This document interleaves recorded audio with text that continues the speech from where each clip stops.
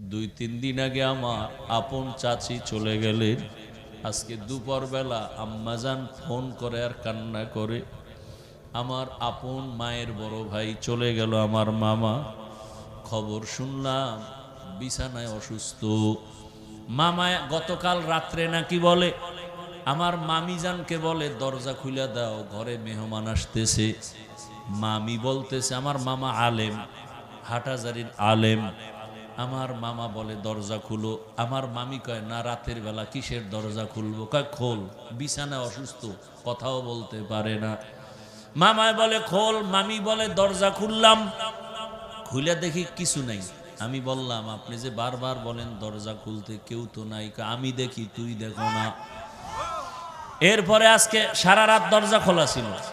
আজকে ফজরের পরে মামায় বলে আরে একটু পানি দাও। বিছানায় শুয়ে শুয়ে উঠতেও পারে না, অসুস্থ। বলে আমি একটু অজু বানাইয়া, আমি কি নাপাক অবস্থায় বিছানায় মইরা যামু?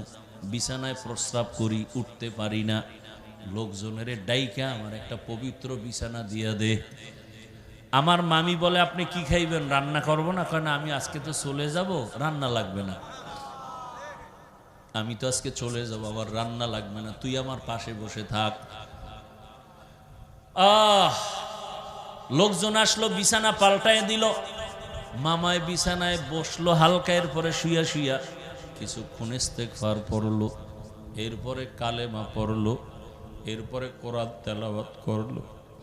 আমার মামিকে বলে যে তাড়াতাড়ি তোমার এক ভাই আছে মাওলানা, ওরে ডাকো, আমার পাশে আইসা কোরআন তেলাওয়াত করতে বলো, আর আমার পাশে তুমি বসে থাকো। আমার মামি বলে এই বইলা যে তোমার মামায় শুইছে আর সজাগ হয় নাই। এই কালেমা পড়লো আর দেখলাম জবান বন্ধ। এরপরে দুনিয়া থেকে চলে গেল। মাগরিবের সময় জানাজা হয়ে গেল, পারলাম না, মনে চাইছে যাওয়ার জন্য। আল্লাহ কারে কোন দিন নিবেন জানা নাই। ওরে গরুও মরে, কুকুরও মরে, আমি মানুষও মরব, কিন্তু কালেমা ছাড়া কবরে গেলে কি উপায় হবে রে বাবা? দুনিয়াতে কত বাহাদুরি করলাম, আমার মতো বড় মাওলানা, বড় কণ্ঠওয়ালা, বড় আলেম, বড় মুফতি, বড় মুহাদ্দিস কেউ নাই। কিন্তু মরণকালে যদি আমি কালেমা ছাড়া কবরে যাই, আমার মাওলানা গিরির কোনো মূল্য রইল না। আমার বাহাদুরি সব ধ্বংস হয়ে গেল। আমার কালেমা ছাড়া মরণ হয়ে গেলে আমার জিন্দেগির আর কোনো ভালাই নাই।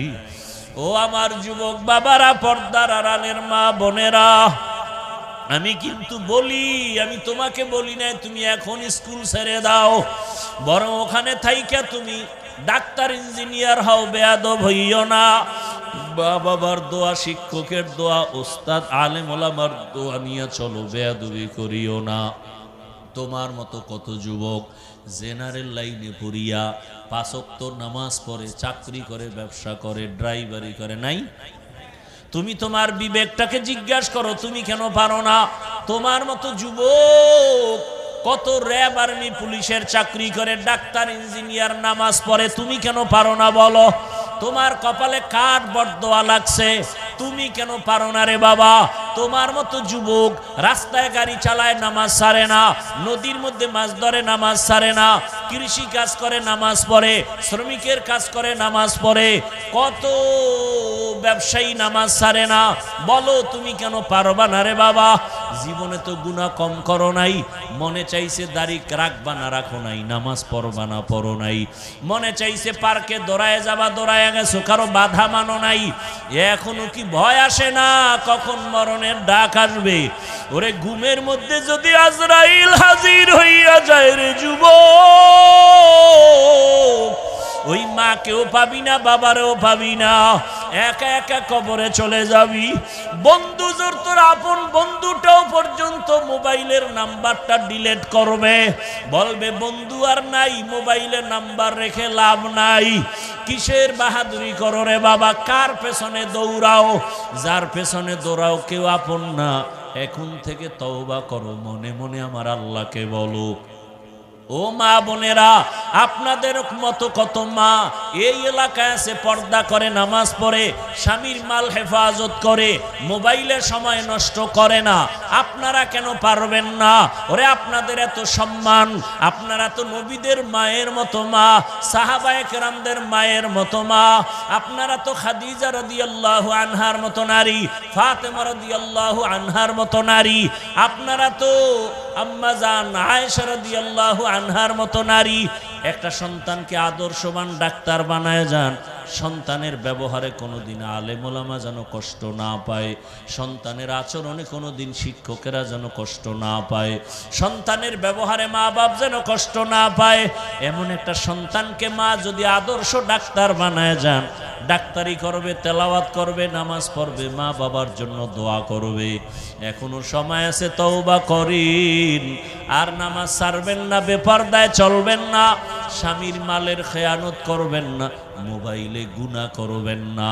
ও যুবক বাবারা, আল্লাহর কাছে শুধু একটা কথাই বলো মনে মনে, হে আল্লাহ, আমার মতো যুবক যদি জেনারেল লাইনে থাকিয়া চাকরি করে, ব্যবসা করে, নামাজ পড়ে, আমি কেন পারবো না? ও দয়ার মালিক, জীবনে গুনাহ তো কম করি নাই, গুনার কারণে হাত নাপাক, চোখ নাপাক, জিহ্বা নাপাক, অন্তর নাপাক, আজকে থেকে আর নামাজ ছাড়ব না। ই কালামে জিন্দা কুরআনে হাকিম, হিকমতে উলায়া জালাসতু কাদিম।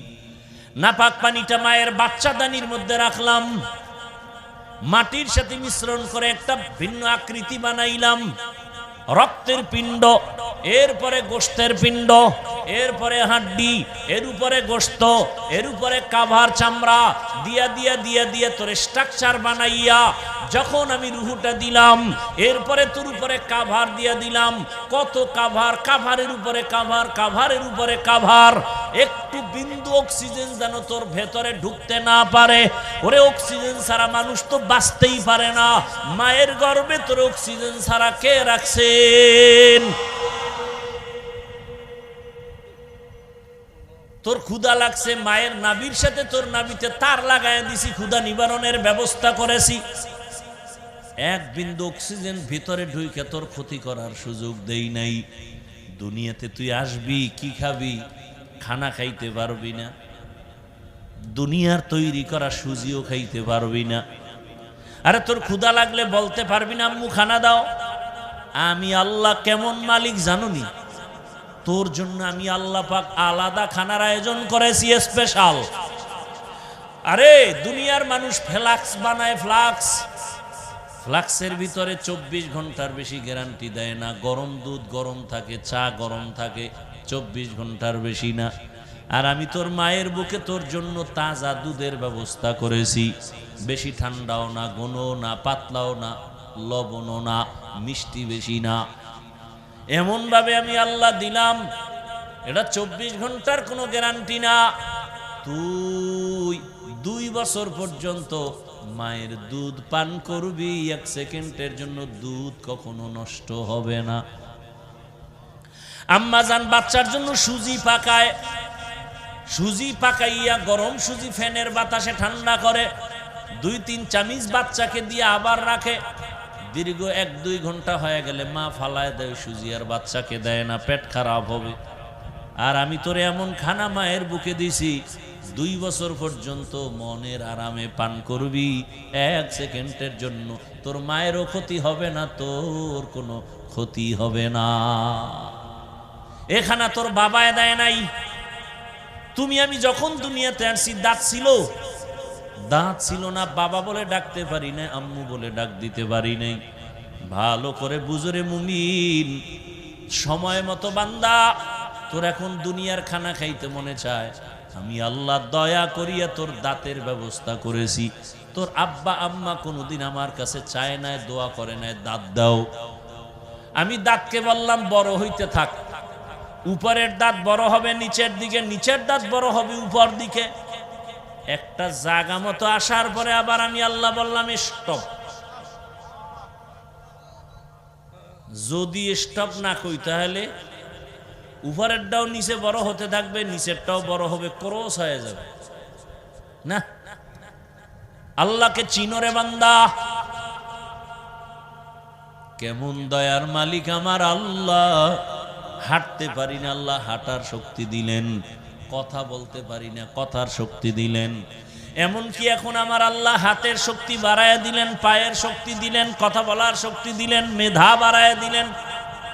এখন তোমার চলার মতো রাস্তা, খানা, সব আয়োজন, এমনকি টাকা পয়সাও বাড়ায় দিলেন। এক সময় তুমি খানা পাও নাই, এখন তোমার আন্ডারে কাজ কইরা 100 জনের খানা চলে।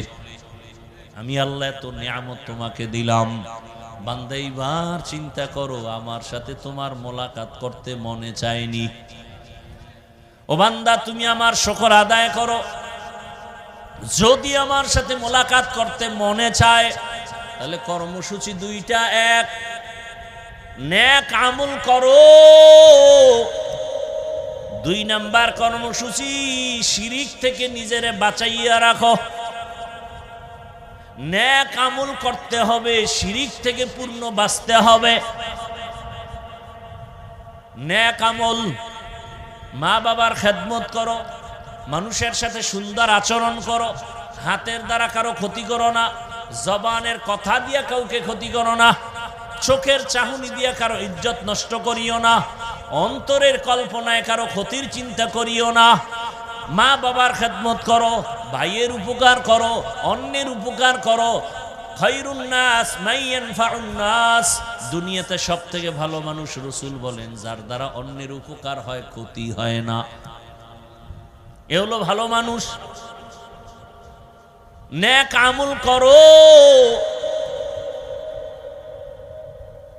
এবং আল্লাহর ইবাদত করতে গিয়া আল্লাহর সাথে অন্যকে অংশীদার বানায়ও না, শিরিক করিও না।